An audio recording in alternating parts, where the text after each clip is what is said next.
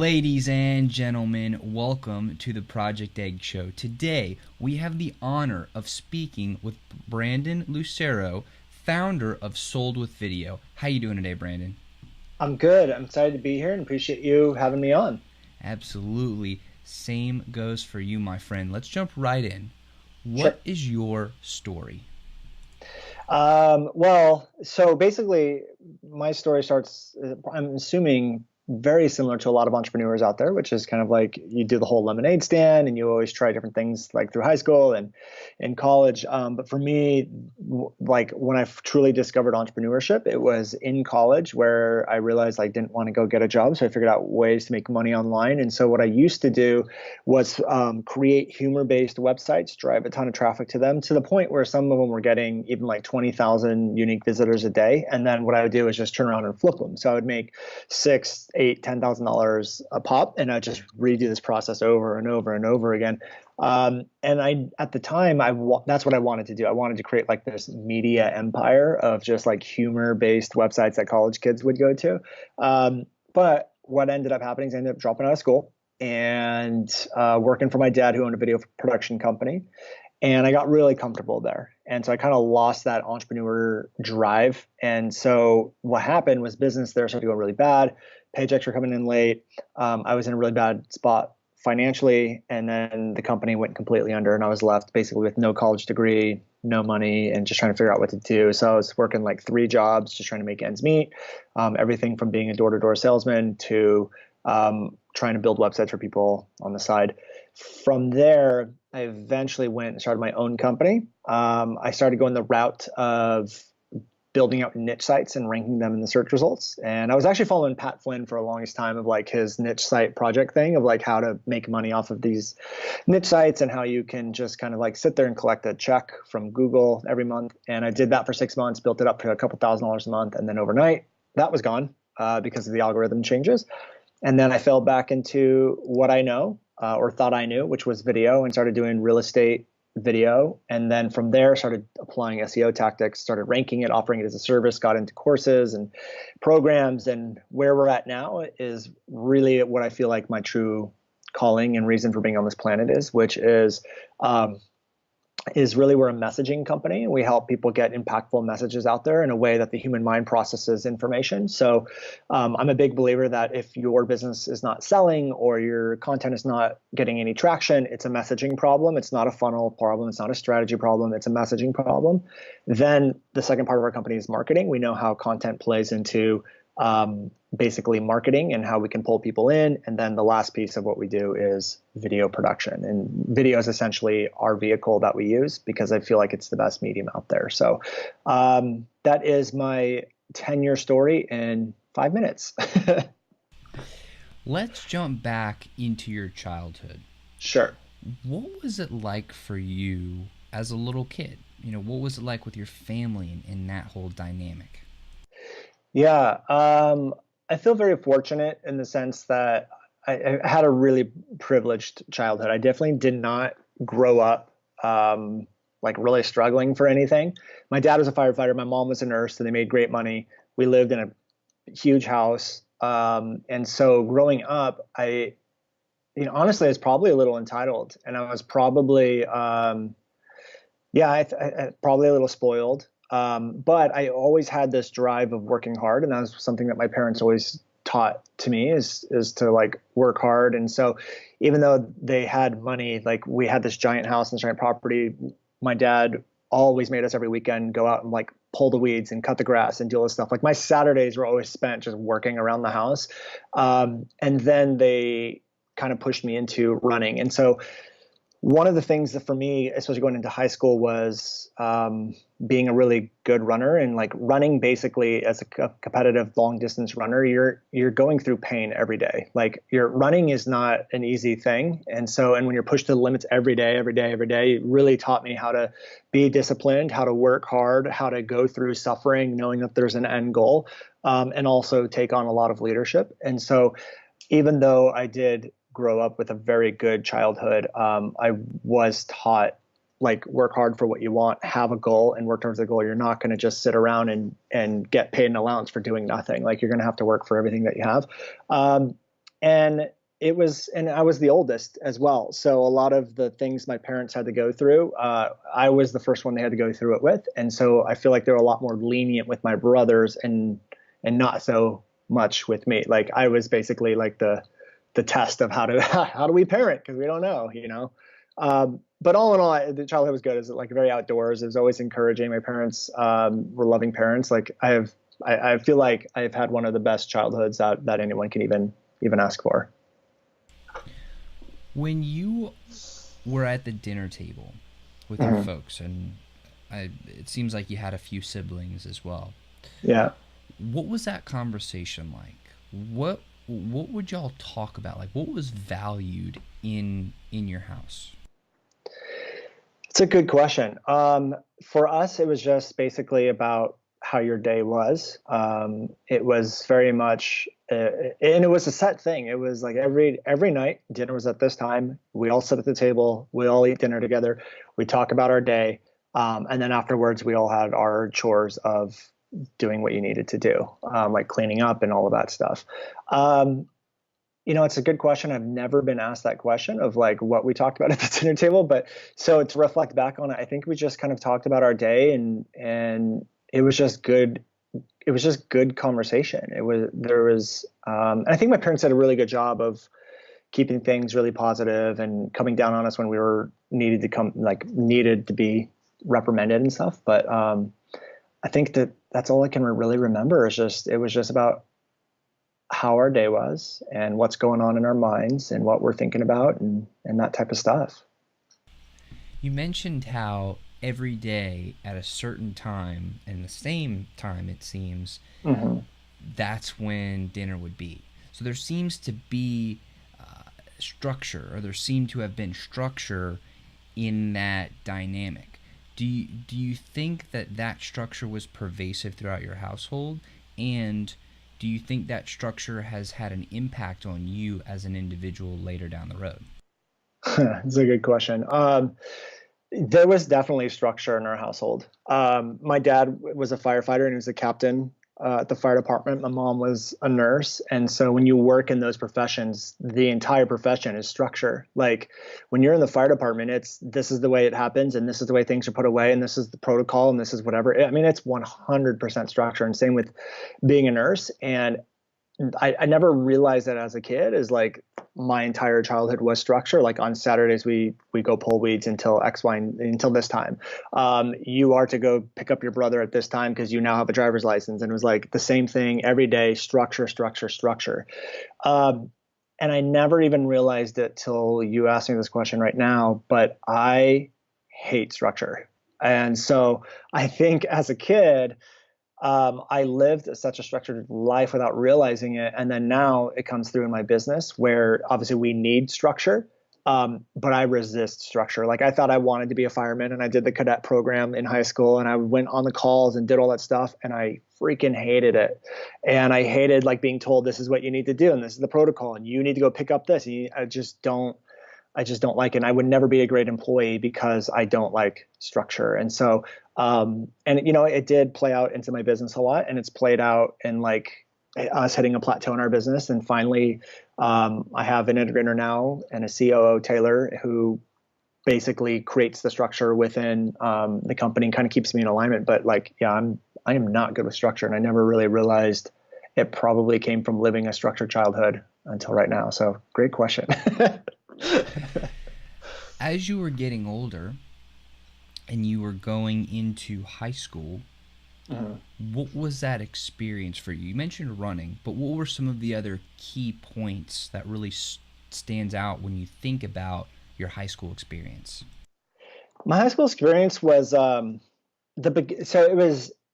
it was very confusing in the beginning, like trying to figure out who I am. And so where I came from is I went to this elementary school and we were in between two different towns. And so I went to junior high in one town, which is where not my friends went to the other place. My mom thought it was a better school, so I went there. But then after junior high, I went back to this other school. So I was constantly moving districts with new friends and I didn't know. So when I went back into high school, it was me rediscovering like who my friends were and finding those new groups of people. But it was also a lot of confusion of like being like going between the groups of popular kid and not so popular kid and a lot of that stuff. And so there's this like struggle where one school is the popular kid and now this school I'm not. And then also I made the football team and I was a skinny freshman who was maybe 120 pounds and I just got bashed around on the football field. And I was always pretty good at sports and I just went into football and I'm like, I am not good at this. I'm getting my butt handed to me. And so it was a lot of just kind of like, who am I? What am I here to do? Like, where's my place kind of stuff, especially freshman year. But this unique transition happened where, also I got cut from the baseball team. So I didn't make the baseball team, which was what I was going to do. Like I played baseball. I made the all-star teams growing up. And then I'm like, oh, I'm clear. I'm going to be the baseball team. And then I didn't make the team. So my parents forced me to go into track because I was a good runner. And then from track going into sophomore year, that's when I started to realize, wow, I'm actually really good at this thing. And so I ended up being like the number 1 or 2 runner in the varsity team as a sophomore. And there was this unique transition of like, here's who I am. I'm good at this. I have my confidence. I know my place. And from there, it was just kind of learning that determination, the learning how to like visualize and go after a goal, how to lead a team. All of that stuff was like something that I learned through the last 3 years in high school. So from like sophomore year to senior, it was just, I mean, I knew who I was. I knew what I was going to accomplish. I knew what I was good at and like nobody was going to get in my way. So there's this weird transition of being this lost skinny freshman to this confident leader on the track team. And I ended up getting a full ride to UC Irvine from it. So it was cool. But yeah, that's kind of my high school experience. When you're making that transition from this ninth grader who doesn't really know what his purpose is or what he's supposed to be doing, is kind of lost, and then you become the guy, right? You become the leader, one of the best people, if not the best on the track team. Mm-hmm. How did you handle that change of identity from the perspective of developing your skills? When you say developing skills, do you mean skills as in like how they pertain to business or how like leadership skills? Yeah, it seems like one of the things you kind of mentioned a few times are those skills, those leadership skills. And I'm sure there's probably time management and execution and planning. But it seems like that was really the time when you started to develop those skills. So I guess what I'm interested in really honing in on is, how did you develop those skills and how did you use that proficiency and that confidence to really propel you forward? Gotcha. So one of the things that had happened is I just kept getting better and better, and I just have a natural talent for being able to run.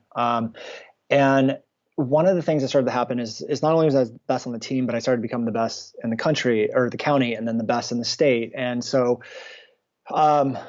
one of the things is that a lot of people started to know who I was. And so I'd show up to a lot of the events and they go, oh, you're Brandon Lucero and blah, blah, blah, blah, blah. And so I started to realize that the team started to look up to me. Like it wasn't just like, oh, I'm getting all this attention, this is amazing. I started to be really self-aware of like what was happening around me. And I started to realize that the team was behind me, that the team wanted to see me do really well. And then what I wanted to make sure, because cross country and track, it's a team sport. It's not an individualized thing, although there is individual rankings and stuff, is I started to realize that what I said to them had an impact on their life. And so, and more so than anyone else on the team, where if I told them like, great job, that would hold 10 times more weight than like the person who's down on the JV team. And so I started to realize my actions can influence other people in a really good way. And so there were a couple experiences where I said some not so nice things to some people on the team. And then I just saw that immediate reaction on their face and the reaction that it made me feel. And I just realized that I could either take this skill that I have and this leadership role that I've kind of taken on without realizing that I was taking on, and use it for something good versus something bad. And so for me, it made me feel, and I guess it's kind of a selfish thing, but it made me feel really good empowering other people, and it not even people from my team, like just other people from other teams. And one of the things was, and this is still holds true today, is I really take into consideration what it's like for people to experience me and be around me. And that I kind of stemmed from that transition. So I guess to answer your question, like how that transition, how do I handle it? I don't think I handled it perfectly well in the beginning, but as soon as I saw like the amount of power I had to influence other people's feelings and the way they feel, I kind of took ownership of that.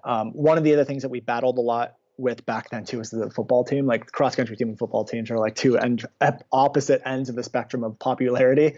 So the football team would always give us a lot of stuff, and my team, like people that I cared about, people that I trained with, people that I went to battle with every day, were getting picked on all the time from the football team. But since I was so good at what I did, the football team had a little bit of respect. They would never bother me, so I'd always step in and help out my team when they needed to. And so I don't know. I just kind of recognized the responsibility and just took it on myself to make sure that people around me were empowered and people around me were, doing the best they could. And I had the power to make them feel good or bad. And I just decided that I wanted to make them feel good. So, yeah, I don't know if that answers the question or not, but hopefully it does.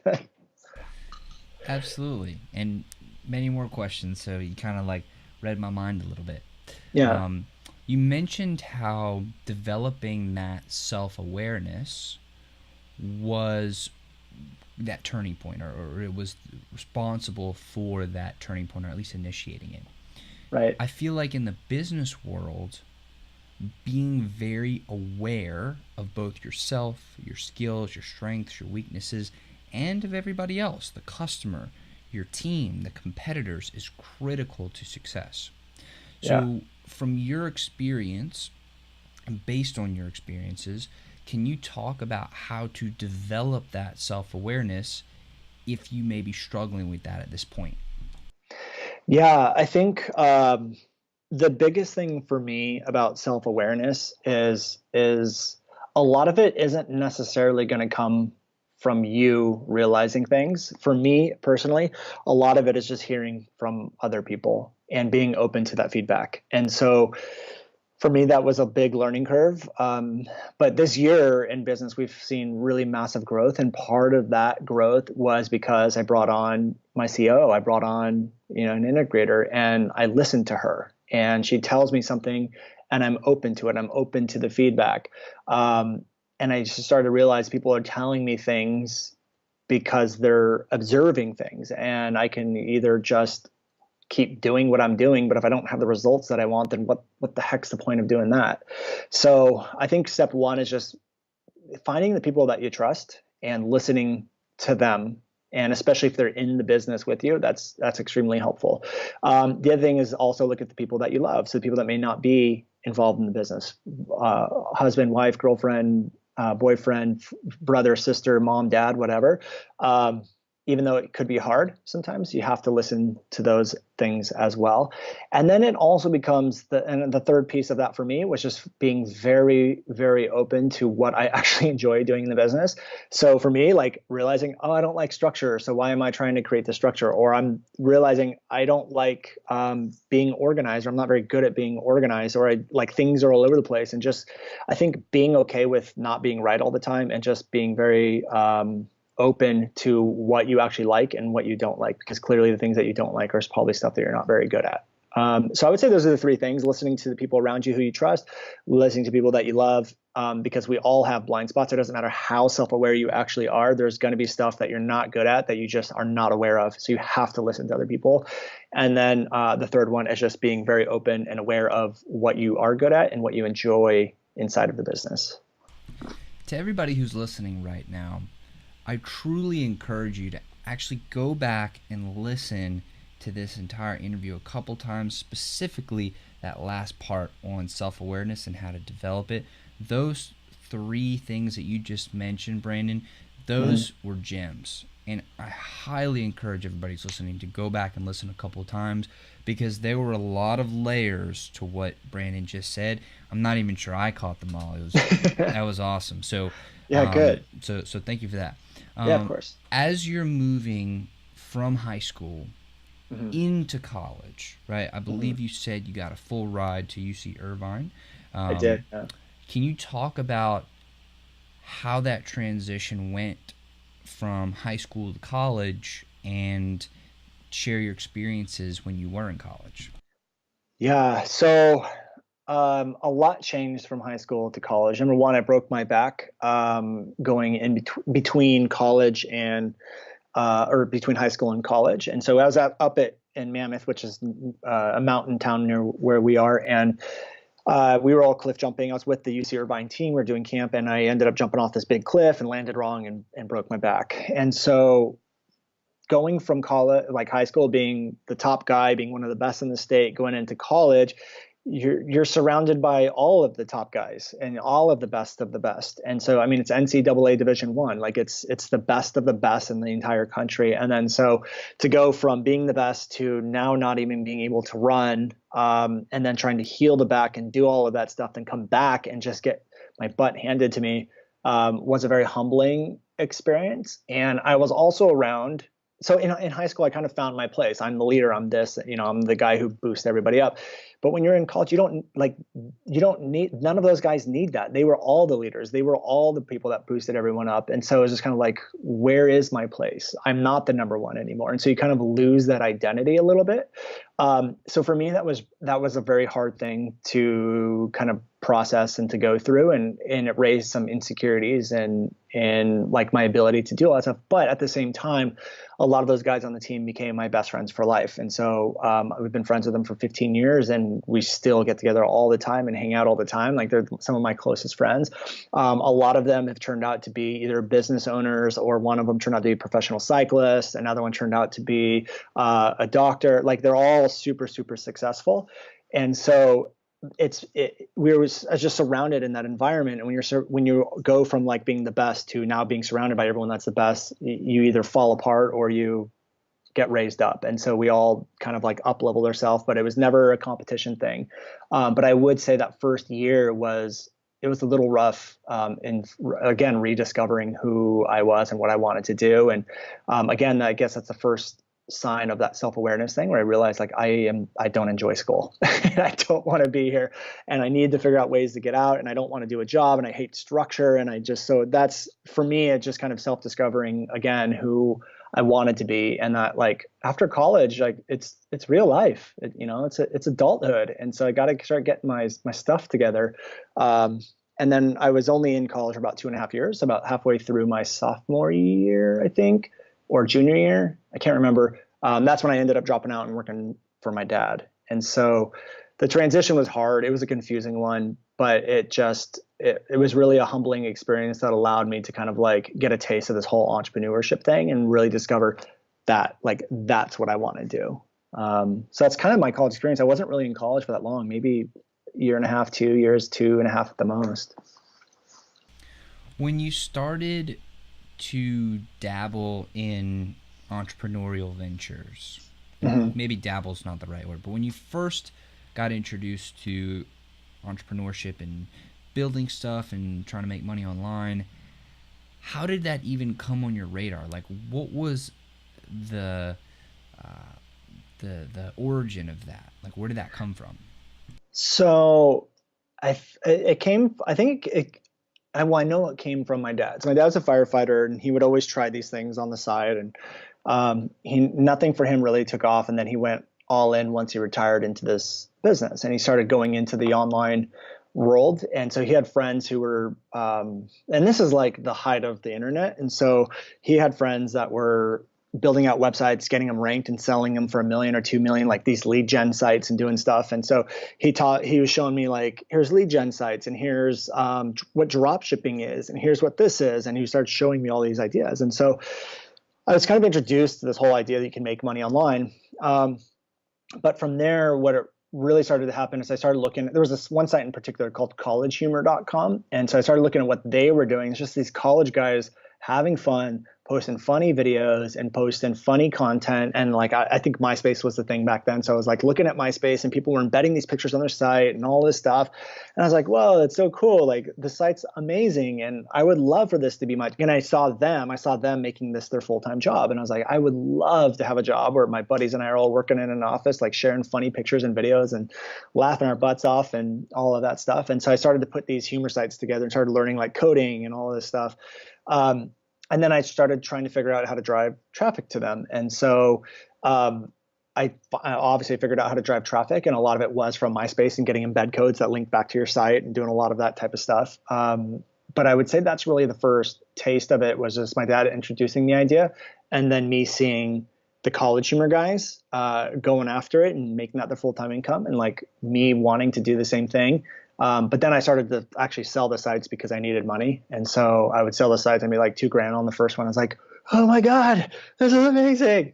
Because $2,000 back then was like life changing. It was like, you feel like a millionaire when you're broke and then all of a sudden someone hands you a $2,000 check. And then I just got better and better at it and then started selling for like $6,000, $8,000, $10,000. And then I got a job and got comfortable basically. But that's how I got introduced to the entire online world stuff. When you were figuring this stuff out and you were figuring out, okay, I need to build this site, fill it with content, drive traffic to it, and then go from there, how did you decide which specific strategies to use in order to drive the traffic, in order to get the content? Like, how did you go about making that decision on which strategy to pursue? It wasn't like I had a pile of strategies and was like, this is the one I'm going to go. It was more of me trying to figure out how to do it and just testing a bunch of stuff. I would say the easiest thing was kind of reverse engineering what a lot of people were doing. And so a lot of it came from MySpace and offering embed codes where you can post stuff on your MySpace profile or someone else's MySpace profile. But a lot of it also came from a lot of the popular humor sites. So the humor sites back then would have like funny videos, and then they would have a category for funny pictures, and then a category for funny whatever. And then one of the categories is what they call hot links. So it's like funny hot links, where you can submit a link to something funny that's not on their site, and they will actually they will give you a link on their homepage, and you can click over. And every day there's a fresh set of links. So what I would do, and one of the things, and I discovered it by accident, was I would just go to all the popular guys and take all of their stuff and put it on my site. And then I would just link, like if they didn't have it, I would just link to each other's things, but it all linked back to mine. So like, oh, cool, we haven't seen this, but it might have come from website A over here. And then, but I had the piece of content now, so they would link it back to me and back to me and back to me.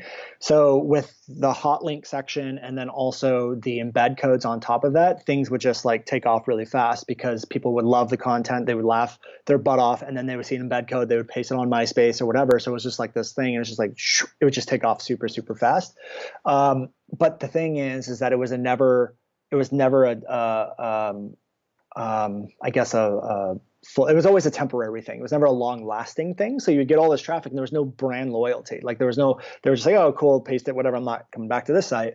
So that was the biggest problem. So every time I sold the sites, I would tell people, this is how I'm driving the traffic. Like, go do it, and you'll get the traffic. But I wanted to turn it into a full-time gig. And in order to do a full-time gig, you needed to create that loyalty. And so on the very last site that I did, our biggest thing was we post new content every 2 hours. And so what I would do is find 12 pieces of content, and then I would just streamline it and have it auto post every 2 hours so that people would always see fresh content, because no one was doing that at the time. So on this side, I would drive all this traffic, and we have it everywhere. Like, come back in 2 hours, a new video, come back in 2 hours, a new video. So we got known. The site was called bean.com. So it's like bean, like you got beaned with a baseball. And so it was bean.com, and I put a lot of money into it, and people just kept coming back and back. And even to the point where my buddies would start sending me links that their friends were sending them, and it was my own website. And I was like, that's when you know you made it. And so I mean, we were getting hundreds of thousands of visitors a month, but it just became such a grind. And my biggest problem was I never figured out how to actually monetize it. So I would drive all this traffic, but I never figured out, like, other than just running ads, like Google AdSense, which didn't pay very much because no one really wants to advertise on a humor site. I never figured out how to monetize it. So I just kept building them up and selling them and hoping that someone else would figure out how to monetize it. And so that was my biggest problem, is I just never really knew how to turn it into a business. But yeah, that's kind of how I figured out the strategies of driving the traffic. So you went then from building these sites, learning these things, to, I believe you said, working for your dad's company. Mm-hmm. And then I also believe you said that you started to get comfortable during that time. Mm-hmm. Yeah. What caused you to get comfortable? Like, what was the root of it? Why did that happen? The reason why I got comfortable was, one, I was getting paid pretty well, very well. I didn't start off getting paid very well. I got paid peanuts when I first started, but I built up and the company kept growing. And so I got moved up into the vice president of production, we're doing like 1,000 or more videos a month. And so I was overseeing that production process. So I got paid really well as I was probably 24 at the time, 25 maybe. So as a 24, 25-year-old kid, as probably, I don't know, 80, 90,000 a year or something like that. So that was one side of it. But the second side of it is that the intention of the company was for me to eventually take over and run it one day. And so knowing that I had this good paycheck and knowing that this could potentially be my company or my opportunity to be the business owner, the entrepreneur, was kind of in the back of my mind. And so it kind of fulfilled that need to want to be my own boss and to do my own things. So I was like, yeah, this is perfect. I like this and I can do this and I like the employees and this is going to be mine eventually. So I kind of felt like I was, in a sense, building something that was eventually going to be my business anyways. And then obviously it didn't turn out that way. So that was kind of the combo, the two-punch combo that put me into a state of comfortability. If you don't mind me asking, because I know sometimes these things can be sensitive, Mm-hmm. But what happened to cause that company to stop existing and stop working? Yeah. And so, man, it's like, where do I start? So there was a lot of things that had happened in the company. So to keep the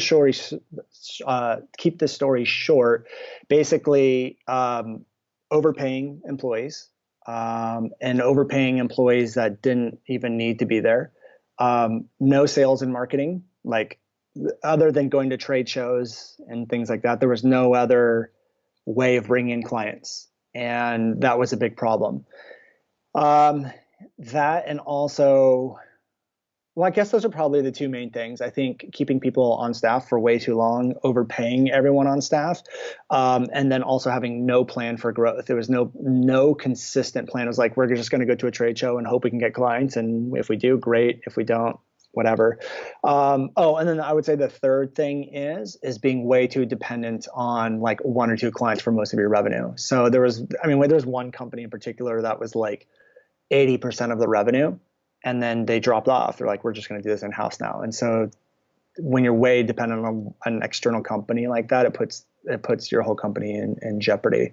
So I'd say those are the three things that had kind of happened all at once. And it was like this, and it was over the course of a year or two. It's just a gradual. And then nothing got better. There's no plan to bring it back out. There's no plan of how we're going to fix this. It was just a downhill ship. And so I ended up even having to quit. So like paychecks weren't coming in and I wasn't being fired. So I had to quit, couldn't collect unemployment and do any of that stuff. So it was tough. It was a tough time for sure. And it was a tough time that lasted for a few years. But at the same time, I'm beyond grateful for the experience, because now that I'm running my own company and also it being a video company, and ironically, my office is in the same building of where my dad's business was. And so like letting employees go when we need to, or not overextending ourselves financially because we're doing great and we give everyone a huge raise, like that's stuff that would happen in that company. And knowing not to do that, and knowing that it's better to the company, like companies need profit. Companies need to have a savings account, and companies need to have money in order to survive. And that was never a thing over there. It was never a thing of like, here's our financials. Here's our financials in order. Here's what our revenue is. Here's what our profit is. Here's what our savings account is at. Here's how many months we can survive if all of our clients are just gone overnight, because all of that stuff can happen at any time.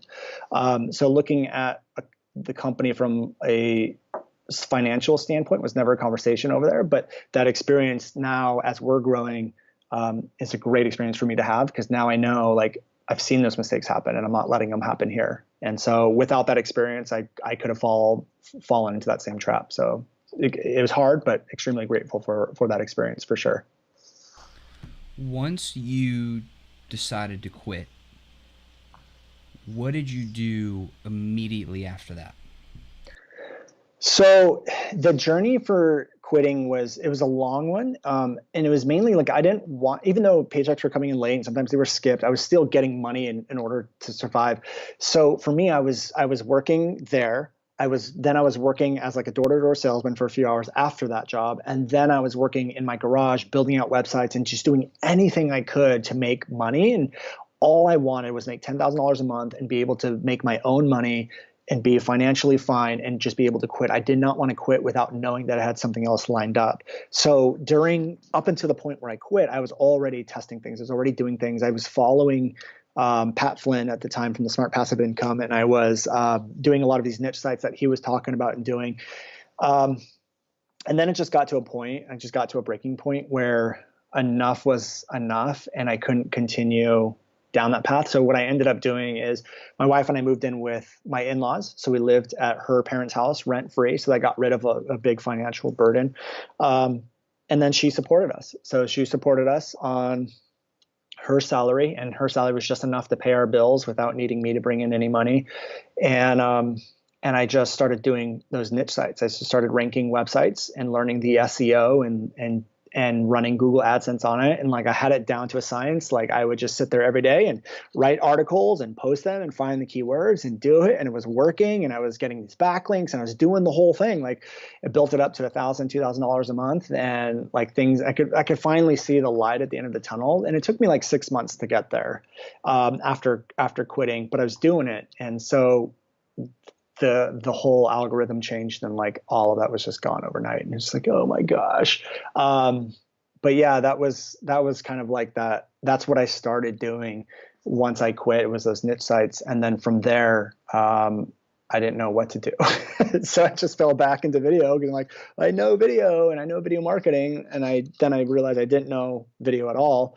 Because I wasn't selling anything or doing anything. And then I just combined the SEO tactics to videos and saw that they ranked. And that was really the start into the direction of where we are now, which is like video marketing, messaging, and that type of stuff. But yeah, as soon as I quit, that's what I was doing. When you started to fall back to video, to what you know, and you started mixing SEO and video, from there, how did you start, or how did you maybe transition that into what you're doing now? Like, what was that growth path? Yeah.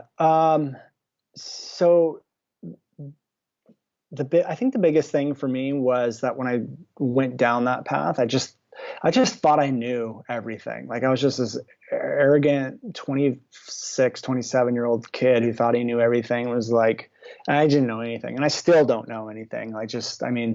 I'm very, very well aware that like, there's so much stuff that I don't know. And so that whole journey was a very humbling experience. But really what happened was I just started doing the SEO, and I didn't know how to price it or do any of that stuff. So I started just slapping a price tag on it and selling it. And I was like, well, I need to drive traffic. So what do I do? I'm like, well, I know how to rank video. So why don't I just start doing YouTube videos? So I started doing YouTube SEO and YouTube marketing, selling YouTube marketing services. So I would get ranked for like video SEO, how to rank, how to make videos, how to do all that stuff, and then drive the traffic back to my site. But I didn't know the conversion side. The traffic would come in, but no one was buying. And so I just did that for the longest time and just kept testing and tweaking things until one day, finally, I was out with my wife and her family, and I just got like a notification on my phone. It says like a sale, and it was my first sale ever for $397. I know. I was like, oh my God, it's working. And so then another sale would come in like a week later, but it wasn't enough to make it consistent. It was like, cool, we made $400 today. And then, like 9 days would go by and then like another one, but then I had to do all the work, and then I had to make these videos for $100, and I was pricing everything based on the model that had worked for my dad's company. But the problem is that they were getting consistent orders from each client. Like each client would send them like 400 orders. And so I was pricing things as if I was getting 400 orders, but I was only getting like one here, one there. So everything was just broken. And then I kind of fell back into like going the course route of like teaching how do we rank. Maybe I can make money by teaching how to rank videos and how to do that stuff. And it was right around that time I met James Wedmore, who's now like, he's been a great mentor for me over the years, and he's now like one of my best and closest friends. And but back then I was just kind of like, who is this other guy teaching YouTube and SEO? Because that's what he was teaching, the same thing I was. And I ended up meeting him, and we sat down for coffee. We just geeked out for like 4 hours talking about YouTube and stuff. And he's like, you know what? You're doing the actual YouTube marketing for businesses, and I don't do that. But the number one question I get asked is, how do you take this YouTube stuff and how do you sell it to local businesses? And that's what I was doing. But he's like, your business model is out of whack. I need you. He's like, if you can make $10,000 a month selling this YouTube marketing to people, we can turn that into a product and sell it to my audience. And I was just like, sign me up. I will do it. It doesn't matter what it takes. And he's like, you need to change the business model. He said, instead of SEO being a one-time thing, make it a reoccurring thing, and then go charge $1,000 to $2,000 for a single video instead of $100. I just trusted that he knew what he was talking about. Come to find out later, he's like, I had no idea if that would work. He's like, but I just told you it would. And so I went out the very next day, printed out flyers, walked door to door. And I signed up the very first person within 4 hours of walking door to door. They bought a $1,000 video, and they signed up for $250 a month for SEO. And then from there, it was just game over. It was just like, that's all I focused on, is like, get to that level. And I think within, my numbers might be a little off, but I think within 6 months, we were at like 14 grand a month or something like that. And then I like text James. I'm like, we did it. I'm there. Like, let's put this thing together. It took like another year or so because he had a bunch of other projects going on, but that turned into a program called Local Video Academy, which we released like 4 years ago, maybe. And we did a few $1 million in sales over that 4 years with the product. It did really well. And I learned how to run a business. I learned how to sell online. I learned a lot of that stuff. And so I started putting together my own courses, my own programs. And then what he did for me, I started doing for other people, like partnering with them, like, let's get your course up and let's get it. And so I started doing that. And then from there, I met another mentor. His name's Jim Fortin, who taught me a lot about influence persuasion and how the human mind works and how to write copy and how to do a lot of that stuff. And then as soon as James and I kind of split on Local Video Academy, I kind of dove into this whole influence persuasion thing, and it took me down the path I'm in now, which is understanding identities that people hold and beliefs that people hold and where suffering really comes from. And like, all I want to do now is just remove suffering in people's lives through content and messaging and removal of beliefs that aren't serving people. And like, we use video to do that. And so that's kind of been my path from niche sites to where we are now. So we talked a lot about what you did in the past, mm-hmm. and how you've gotten to where you are now. Yeah. But can you talk about specifically what you're focusing on now? And please don't be afraid to brag a little bit. Sure. So the thing I want to do now, and this is going to sound cliche, but I'll explain to you how we're going to do it, is I want to change first society of like where we are in the United States, and I want it to go worldwide. And one of the ways, and my whole idea in thinking about what we do is, and I want to obviously impact people, but what most people don't realize and what's going on in most people's heads is what they think to be true is never really true. And what they hold on as truth is usually a belief based off past experiences. For example, if you have a past experience of 3 failed webinars, you're going to start to form this belief that you're not good at webinars, or webinars don't work, when in fact they do. There's tons of people that are out there, but you personally will have this belief. And so and that's just one example. This happens every single day of our lives. It's just what experiences do. And so there's a lot of suffering going on in the world, and there's a lot of suffering going on in society because of these beliefs. And people have never separated beliefs from truth, and beliefs from reality. And so when we create content, and what I teach people and what I do for my clients is working with them on how do we remove these beliefs that are causing suffering in people's lives? How do we do that for your audience? And when you can do that for your audience, they latch onto you like nothing you've ever seen. But my idea and the fundamentals of what I want to do and how I want to impact people is I want to impact 1 billion people this year. And I do that not through me personally, but through working with people that have audiences, or working with people to develop an audience. And then that can and so it's like this ripple effect. But I do just strongly believe that if you have a message that you want to stand up for, that's going to improve someone's life, I am the person who can show you how to do it in a way that it processes in the human mind, in a way the human mind forms reality. And so I go really deep into how reality is created, and that's where I create content from, and that's where I teach from, and that's what I do. So that's what I want to do. And we've started this path, specifically this path, like maybe 9 months ago. And so around 9 months ago, I got rid of everything I was selling. I don't do SEO stuff anymore. I don't do YouTube marketing. I don't do any of that stuff. I created my methodology called the Video 4X Effect. And that was a scary time. Like, I went into debt. I did a lot of stuff. Like, I had a failed launch right around that time.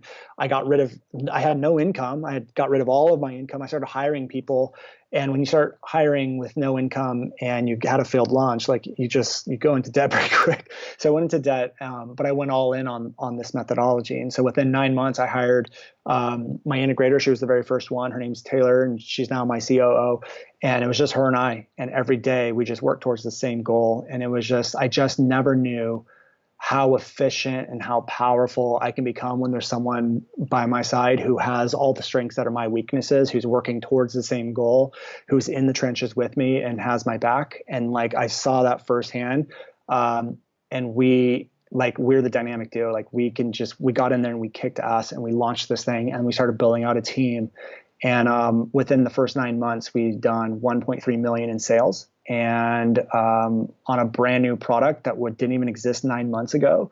And with this methodology, we sell it on 3 levels. So it's a done for you service, which is a high-end retainer. There's a coaching program where we do it with you. And then there's a course, which is done for you, or do it yourself.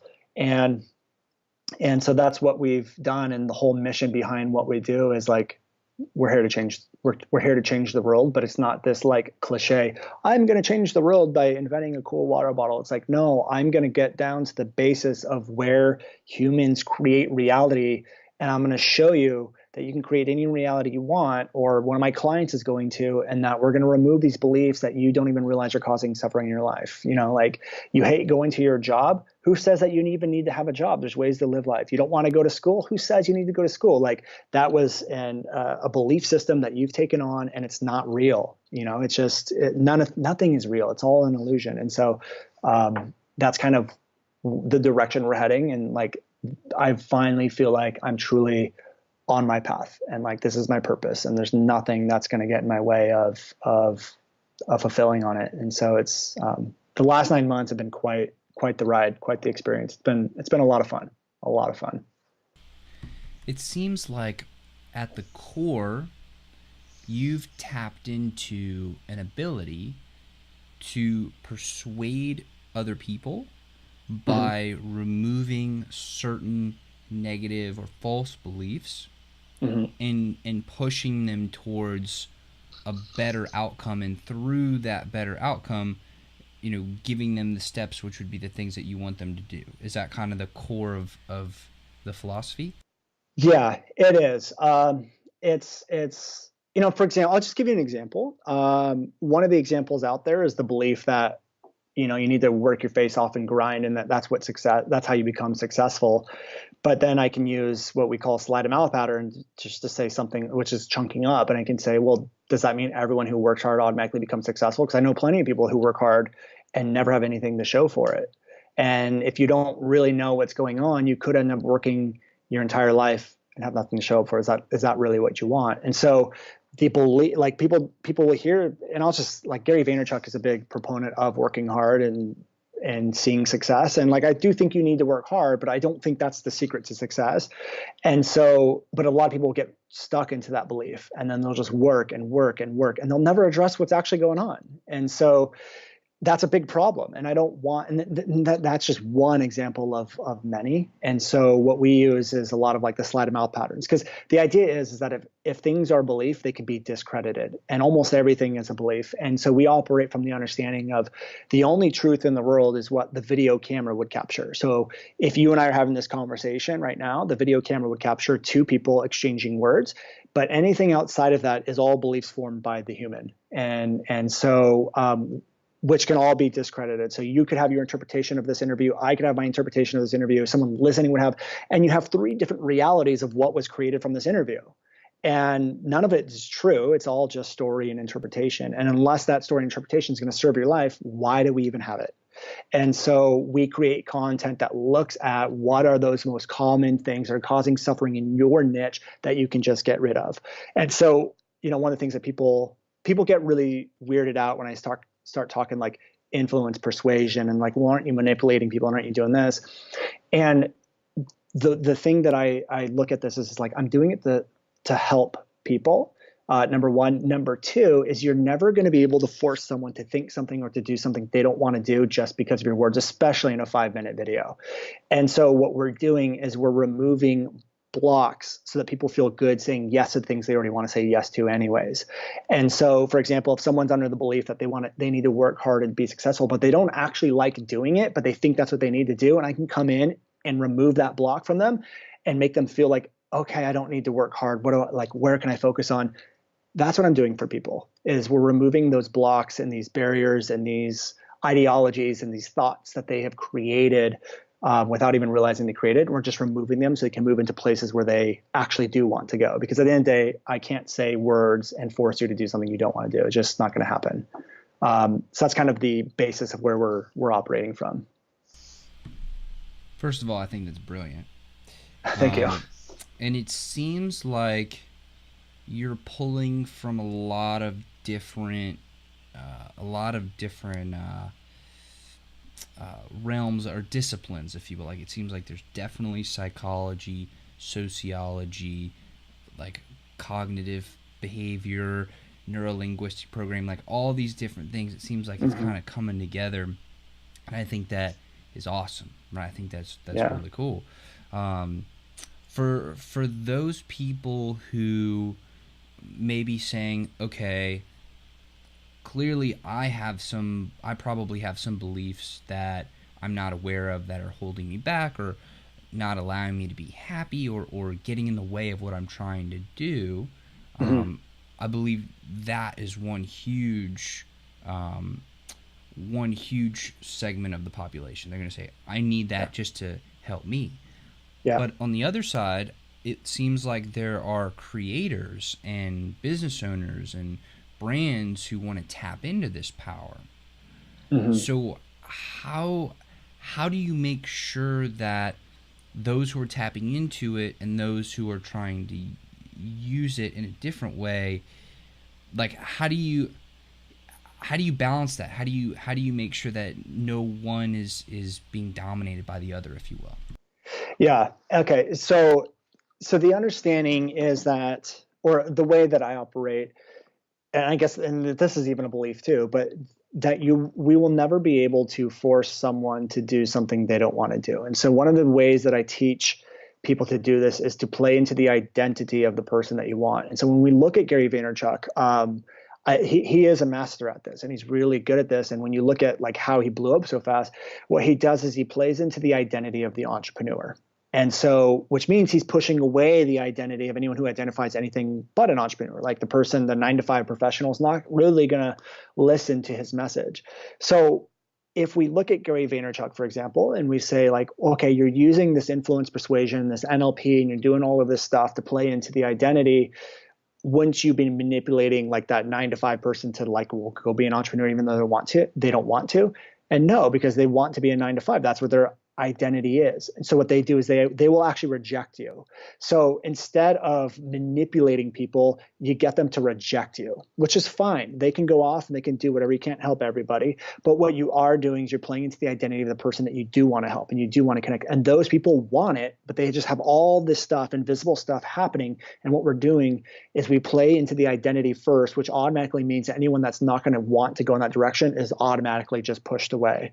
And so for me, that's the biggest thing. And it's a beautiful thing, because in order for it to be effective, you have to automatically push away those other people.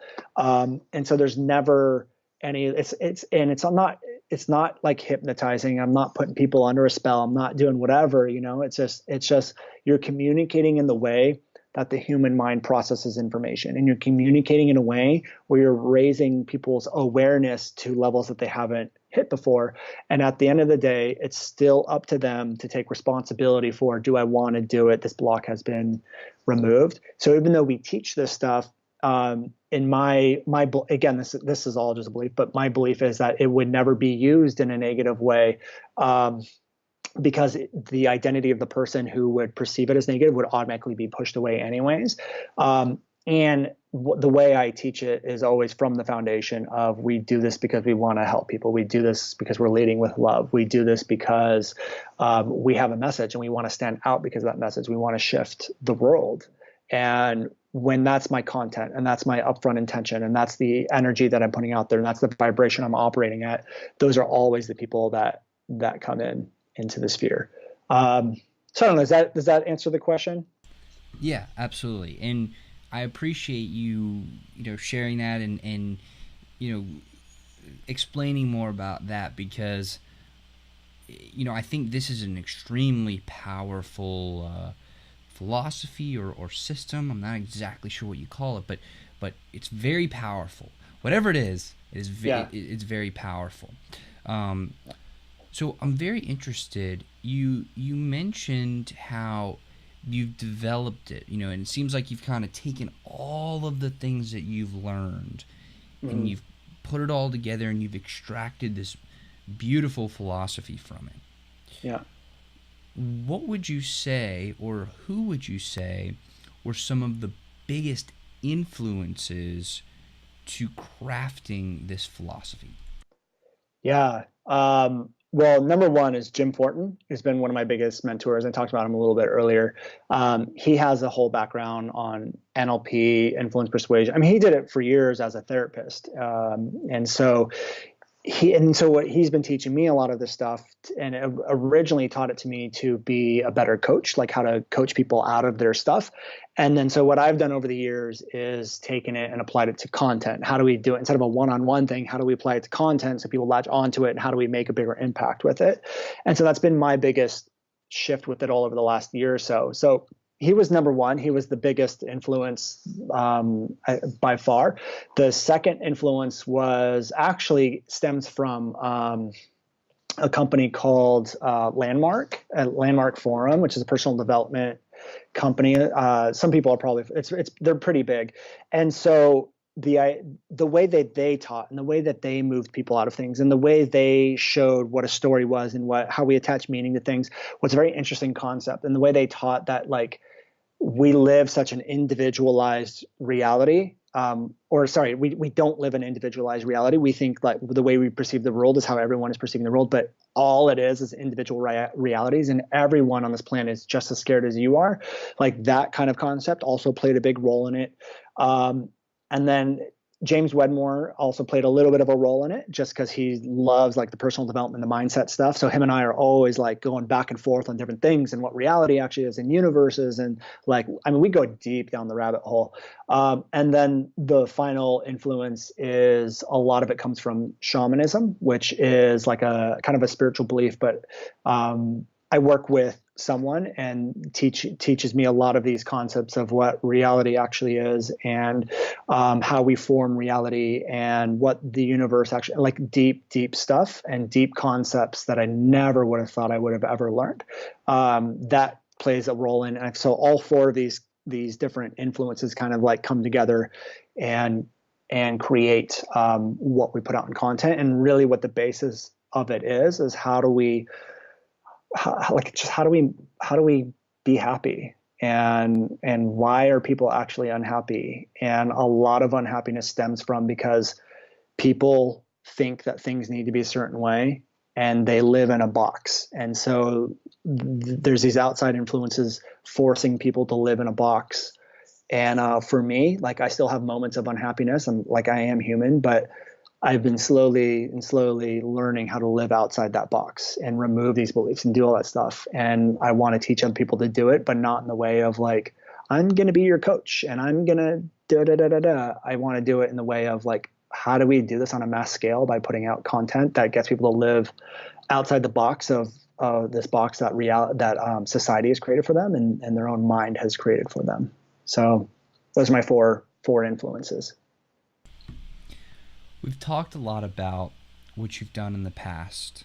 We're talking about what you're doing right now, which is incredibly fascinating. Incredibly fascinating. Where do you see yourself going 5, 10, 20 years down the road? Man, this changes all the time. To be honest with you, I don't really know. I just know what I'm doing now, and I know what I want to do, and I just want to live life, and I just want to have fun, and I just don't want to live someone else's agenda. And I don't know, I know my 5-year vision from here is having the business be at $15-20 million and working with the best people in the industry and creating amazing events for people. But like when I really look down, I work really well with Jim Fortin. I work really well with James Wedmore, and all of our stuff complements each other very, very well. And I don't know if I had to pick 20 years from now, like all three of us are kind of doing something individually, but also that's all synergistically and just moving millions and millions and millions of people into a place that's going to make society better. That's just going to make people happy. I just think that if people just had even 5 degrees more happiness in their life, like this world would be a better place. There'd be less fights and less arguments. And I want people to have freedom. I want to teach people that freedom comes from the internal place. Like if someone says something and it irritates you, it's not on the person, it's on you. Like you're giving them your freedom. And I want to teach people that. And I think it all starts with content and the internet and getting that stuff out there. So I have no idea what 20 years is going to look like. I just know what I want to do, and I don't know when it's going to happen, but I know it will. But yeah, I mean, that's the best answer that I can give. One of the bedrocks of this show is connection, right? It's called, Project Egg. The egg stands for Entrepreneurs Gathering for Growth, right? Connecting there. There's a connection between you and I, right? As friends, as guest host. There's a connection between you and the audience, between me and the audience between each other, right? I am obsessed with connection. Yeah. And I would love to know what your philosophy is on building true, meaningful, and very deep connection with another human being. And I know it's kind of similar to what you've been talking about, but I really wanted to ask this directly. Yeah, I think connection's everything. I think as successful, I think your success in business is a direct reflection of how much connection you're building with an audience and with customers. My belief and my interpretation of connection is that it's formed from identity. And when you can connect with people that have a very similar identity or core value belief system as you, it's like instant connection. And I also believe, and this may be a little, I don't know how woo-woo your audience is, but I also believe in like past lives and past lives connections. And I think that this lifetime is not just a one-time thing. And I think that like a lot of people that are really important in your life, your life is a series of lives, so to speak. And I believe that there's a lot of like past life connection in people. But I do think from just in this plane, in this lifetime, in this dimension, I do think that connection is pretty much built off of sharing identities, sharing core values, and sharing a belief system. Would be my simple answer of how connection is built and connection is really established. What is your greatest fear? Oh gosh. That's a good question. I don't know if I really fear a lot anymore nowadays. I think, well, if I had to pick a fear, it would be losing the people that I have connection with and the people that I do care about, and not losing them in the sense of like they die and they go somewhere else. Like I look at what I want to build, and my biggest fear would be losing people that are helping me build what I want to do, that I think I connect with. And so like a lot of my employees, if my employees that I feel like are a vital thing and like they were just gone, I would still be successful and I would still do whatever, but that would be a big damper on my day, I feel. So yeah, I think that. And then obviously when it comes to like family and my kids and things like that, like I think just losing people that are important to me, and people that are helping me create what I want to create in the world is probably my biggest fear.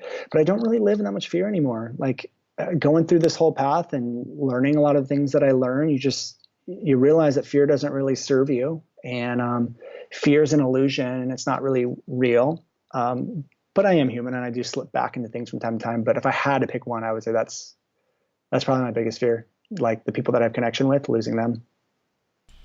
How do you define wealth? Freedom. And I'm not talking just like you have financial freedom to do and time freedom. I'm talking about like real, true freedom where someone can say something to you and it has zero effect on your life. Where you go about your day and you're not worried about judgment and you're being you. Like, I think that is the ultimate wealth, and because that doesn't matter. When you live like that, it doesn't matter how much money you have in the bank. It doesn't matter how many homes you own or the traditional things that people would think of when they think of wealth. When you live a truly free life where your emotions and things aren't controlled by other people and you can just go on your day and be who you want to be, that's the ultimate thing. And that's why people will have millions of dollars and be unhappy and commit suicide, because they haven't mastered this true abundance of and wealth and freedom. And so I think that's the ultimate trap. Like, sure, you could be trapped and not have enough time. Sure, you could be trapped and not have enough money, but it doesn't matter if you have those things. You're always going to be trapped in the most painful way if you don't have true freedom and just being who you want to be and not having having that fear of judgment, all that stuff. So yeah, that's what I would say. If somebody right now wanted to earn your business, Mm-hmm. what is one obstacle or challenge that they could solve for you? I think team building. And it's hard because we've seen so much growth in such a short period of time, where my mission and things I focused on was our methodology, the video Forex effect, and the impact we want to make and all that stuff. And then we started hiring and we needed a team to help support the growth and to do all that stuff. And I feel like the last couple of months of my time has been more on figuring out this whole team thing and this new dynamic and like making sure everyone's happy and supported and just going through the motions of building a team. And it's been less on the content and the impact and whatever. And I was just telling James the other day, it's just like, man, I feel like I've transitioned from building a business to building a team. And he's like 100%. And so it's a whole new thing to me, on figuring out how to navigate the whole thing. And so I would say that's probably the biggest struggle we have right now. And the biggest thing I would definitely like, if you're an expert in that, come help me for sure. So we've talked a lot about your professional life. Mm-hmm. We've talked a little bit about your early personal life, but what has been going on in your personal life throughout this whole journey of becoming an entrepreneur and then kind of going backwards and then rebounding, and now you're at this incredible place. Like, what's been happening in your personal life throughout all of that? My personal life has always been very stable. The most disruptive thing in my personal life is basically like friends that are not in alignment with where I am anymore, and trying to navigate that. And so, like meeting up with old high school friends I've been friends with for 15 years who still get into like victimization and playing the victim role and not taking responsibility for the life and doing that stuff, it's getting harder and harder for me to constantly be around that, because one of the biggest things I've done as an entrepreneur is take full responsibility for everything in my life. Even if I right off the bat didn't feel like it was my fault, it's like I had some role. And so everything in your life that you have right now is a direct result of you, no one else but you. And so that's been the biggest thing. As far as like family and stuff goes, my wife's always been very supportive. It's my home life has been more or less pretty stable. The biggest thing that's happened over the last few years is having kids. And so having kids and having a family while growing a business. And also my first kid was born while the business wasn't even in a stable spot. So to have be living with my in-laws, not making any money, to then now my wife's pregnant and she's having our first child. And then she's gonna be taking time off of work. And I'm like, this has to work or I don't know what I'm going to do. Like that was a little challenging, but I think it's just an ongoing thing it's going to be an ongoing thing for me, is like, how do I navigate business growth and also family life and make sure there's enough time for both? And so personal life has been stable except for those few things, for sure. Kids are tough. They're tough. So, Brandon, I want to thank you so much for coming on the interview today. It has been an absolute pleasure, and I hope you've enjoyed it as much as I have. But I have two more questions for you, then we'll wrap right up. Let's do it. The first is there anything that you think is an important part of who you are that I did not ask you about? In other words, what did I miss? I think you did a really good job capturing it all. You asked a lot of questions that I've never been asked on any interview, which I think is amazing and awesome. And it really pulls out a lot. And so I don't think there's really much that you didn't capture. The only thing I would say is that and I kind of tapped into this in the last question, but it's like the one thing I try to live my life by is taking full responsibility for everything, and understanding 100% what a victim is and what a victim mentality is, and staying outside of that. It's really, really important to me, and it's important for my team to know that as well.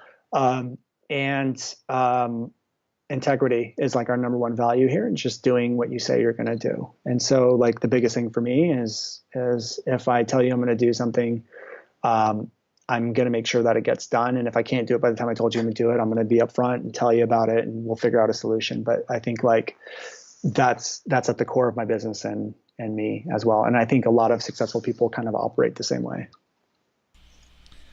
Final question for you. Yep. And it's a bit of a selfish question, so I'd appreciate if you humor me a little bit. Sure. I'm 24 years old.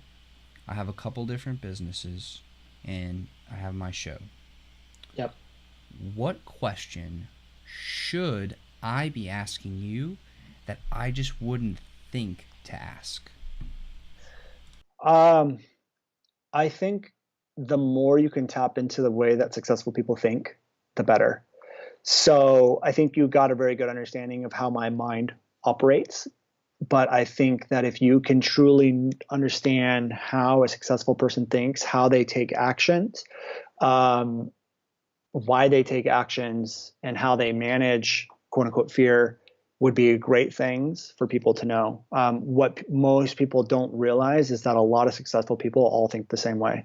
And a lot of success is directly correlated to personal development. It really truly is. And it's like getting out of your own way. And I think there's a lot, people think that they need more strategies, they need more funnels, and they need more whatever. And it's not that at all. You need to just get out of your own way. You need to like change your thinking, change the way you make decisions, change fears. It's all in the mind. And I don't think a lot of people fully grasp that. And I think you do a very good job of that, but I think the more you can tap into that, the better. Great. Well, Brandon, thank you so much. Again, I'm very grateful that we got to spend this time together and share this time together. Is very special. Yeah. To everybody who's listening, I want to thank y'all so much. Y'all are the reason that we do this, and I love you guys, and thank you so much for supporting the show, for coming back and continuing to watch your interviews. I'm so very appreciative, and I love you guys. So thank you so much. Brandon, you want to wrap us up? Yeah, I just wanted to say thank you to you for having me on. I'm always so grateful anytime someone gives me an opportunity to speak to their audience. And I just hope that I was able to add some value and hopefully add a new perspective to your life on how to run a business, create content, and live, I guess. So again, I would just appreciate the opportunity. It means the world. Well, thank you very much. And to everybody who's listening, this has been another Project Egg interview where we're helping you build your business and create your dream life so that we can all live in a better world together. Have a great day.